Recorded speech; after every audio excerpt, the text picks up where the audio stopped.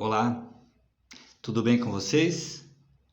Nós estamos no nosso nono estudo Refletindo Kardec, novamente pelos canais da Sociedade Espírita Francisco de Assis, de Amparo aos Necessitados, a CEFAM, aqui da cidade de Ponta Grossa.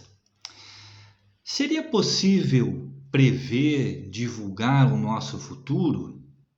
Essa foi a proposta da nossa reflexão na semana passada, já que falamos sobre o destino, sobre uma programação prévia que fazemos na vida espiritual.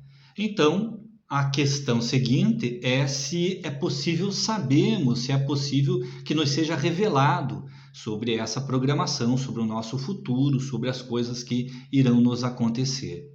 Eu vou iniciar com uma leitura da questão 868 do Livro dos Espíritos, porque, evidentemente, Allan Kardec, o educador, o professor, aquele que conhecia os anseios da humanidade, sabia que essa questão seria por nós levantada em algum momento, então ele fez aos espíritos.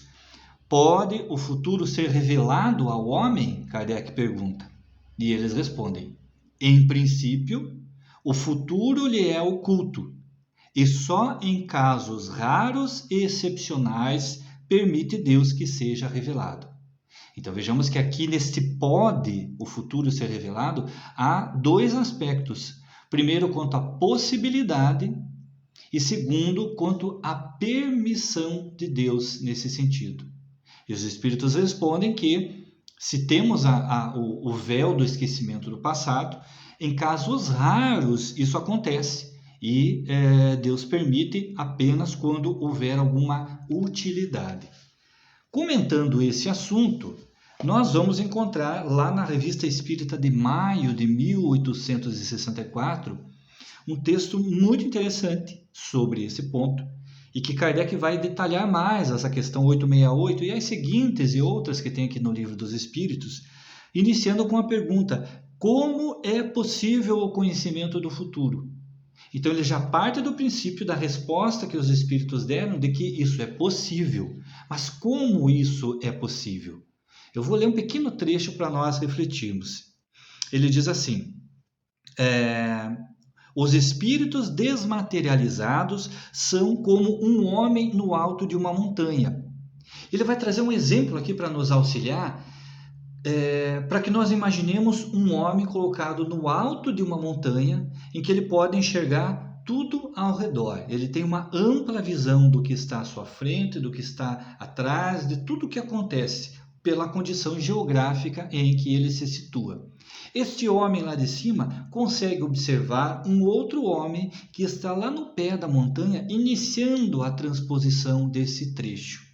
Lá de cima, ele consegue ver quanto tempo mais ou menos este homem levará para transpor, quais os perigos ele vai encontrar, qual o melhor caminho, tudo o que esse homem irá enfrentar dali em diante, este que está situado no alto da montanha consegue observar. E por essa sua posição, ele pode chegar a revelar a este homem quais os perigos e quais as facilidades que o aguardam.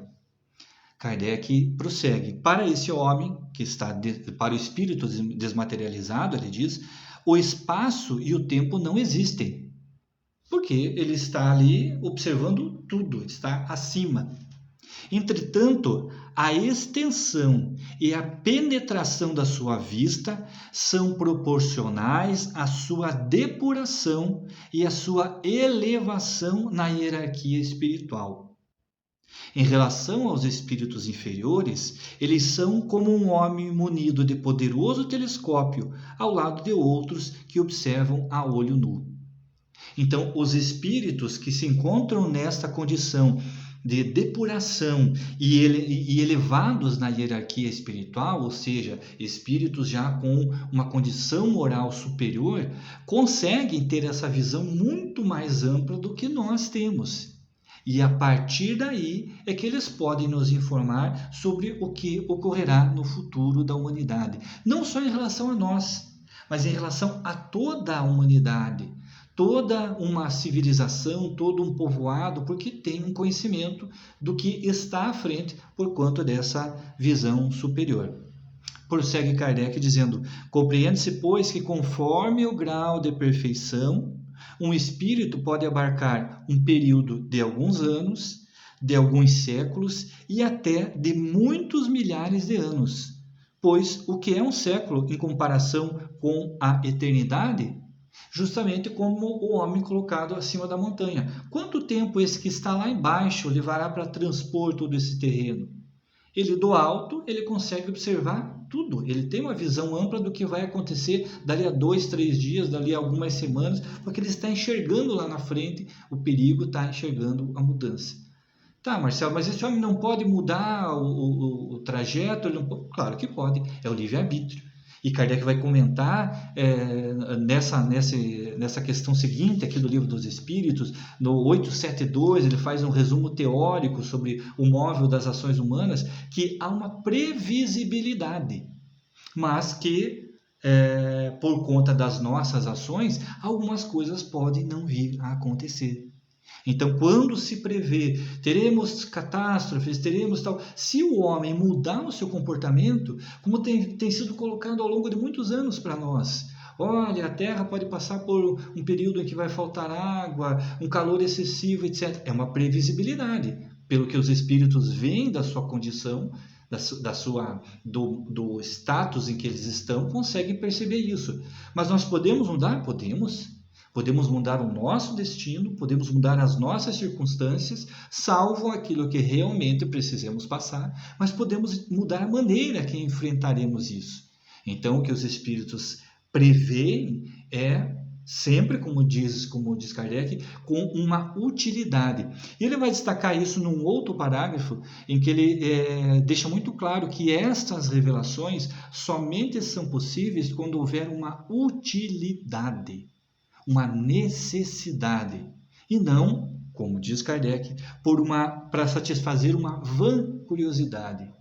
Então não adianta nós irmos consultar os espíritos para saber o que vai acontecer depois, o que vai acontecer amanhã, como será o futuro. Essas previsões que nós imaginamos poder fazer aos espíritos, de certa forma, como diz Kardec, elas não serão permitidas se não tiver uma utilidade. Qual é a utilidade de revelar ao homem que o planeta pode chegar a entrar em colapso por falta de água, ou isso ou aquilo? Para que o homem mude o seu comportamento, para que o homem tome uma atitude diferente. Por que é que certas pessoas são avisadas por um sonho, por um familiar ou alguém que tem uma visão e olha, eu tenho a impressão que vai acontecer isso, chega a notícia de alguma forma para a pessoa? Ou para que ela se prepare para algo que vai lhe trazer um grande sofrimento, uma grande transformação na sua vida, e aí com a permissão divina, em raros casos, ou para que ela tome uma atitude positiva de prever determinada situação. Nossa, eu tive uma visão que vai acontecer isso. É para prever um aviso de um espírito amigo que está tentando fazer com que algo mude nas nossas vidas. Tá, mas vamos pegar um outro viés em que nós vemos pessoas que se dedicam a uma certa atividade, vamos dizer assim, muitas vezes com fins lucrativos, no objetivo de revelar às pessoas o futuro, né? Como isso seria possível? Afinal de contas, se Kardec diz que isso é possível a espíritos elevados, espíritos que tenham um certo grau, né, dentro da hierarquia espiritual, como é que então nessas atividades que visam lucro, que trabalham com interesse financeiro, como é que se dá essa possibilidade? Porque muitas vezes essas previsões são certas, são previsões que acabam por acontecer. Bom, nós vamos encontrar aí na Gênesis, capítulo 15, em que Kardec vai falar dos milagres do Evangelho, ele faz uma citação de que o nosso pensamento, isso a gente estuda dentro da doutrina espírita, ele pode criar certos reflexos e que funcionam como um espelho em que os espíritos, né, os que estão na vida espiritual, conseguem perceber as nossas emoções, os nossos desejos, as nossas vontades. Por isso, eles nos influenciam muitas vezes. E também, por esse mecanismo, eles conseguem, desde que nós permitamos, tomar conhecimento de quais são os nossos desejos, às vezes mais secretos, desejos que nem nós mesmos reconhecemos. Então, quando alguém se coloca perante uma pessoa que, ainda que dispondo de recursos da mediunidade, utiliza dessa forma equivocada, vamos dizer assim, para obter um fim lucrativo, né, que se desvia do caminho proposto, porque talvez fosse alguém dedicado a vir trabalhar voluntariamente para auxiliar as demais pessoas, nessa mediunidade ele se põe em contato com espíritos que, embora tenham uma possibilidade intelectual elevada, não têm uma condição moral elevada. E essa condição intelectual lhes permite observar o pensamento daquele que está fazendo a consulta, verificar quais são os desejos, quais são as vontades e transmitir a este médium, a este vidente, a esse suposto guru, né, dizer quais são as vontades reprimidas daquela pessoa. Então, se a pessoa tem um desejo de um trabalho, tem um desejo relacionado a um futuro, a uma condição de relacionamento amoroso, todas essas condições, em alguma parte, estão guardadas no nosso pensamento e se revelam a esse espírito que transmite ao médium e ele acaba por dizer. Então, você vai conseguir um emprego assim, eu vejo que você tem um futuro em tal profissão, eu vejo aqui que você vai conhecer uma pessoa assim, que é a pessoa que é tua alma gêmea, etc. E essas previsões, na verdade, acabam por revelar desejos que nós trazemos e que não reconhecemos. Mas pode ser revelado algo que eu não pense ou que eu não saiba? É possível se esta condição desse espírito que está auxiliando o médium, dito vidente, tiver um conhecimento de consultar os nossos registros espirituais, porque afinal de contas, se nós fazemos uma programação espiritual, isso está registrado em algum lugar. Então, algo que vá nos acontecer, é possível que esse espírito tenha conhecimento. Mas pode a espiritualidade se utilizar disso também para me trazer um alerta? Pode. Ainda que seja um meio equivocado, mas talvez seja o meio da espiritualidade me alertar em algo que eu preciso fazer, algo que eu preciso mudar o meu comportamento. Enfim, só será revelado, só será permitido saber algo do futuro, de concreto, se realmente isso for para a nossa utilidade, for por uma necessidade de aprendizado. Né? E, sendo certo que tudo o que for previsto pode ainda ser alterado de acordo com o nosso livre-arbítrio. Eu falei aqui sobre alma gêmea. A pessoa vai porque às vezes está frustrada no relacionamento e quer saber se vai ter um bom casamento, etc. Existe alma gêmea? Será que existe alguém no mundo que é a nossa metade da laranja? Essa é a reflexão da nossa semana. Existe alma gêmea? E eu espero você aqui na próxima sexta-feira, às 19 horas, nesses mesmos canais da Cefam, para nós vermos o que é que Kardec tem a nos dizer a respeito de almas gêmeas.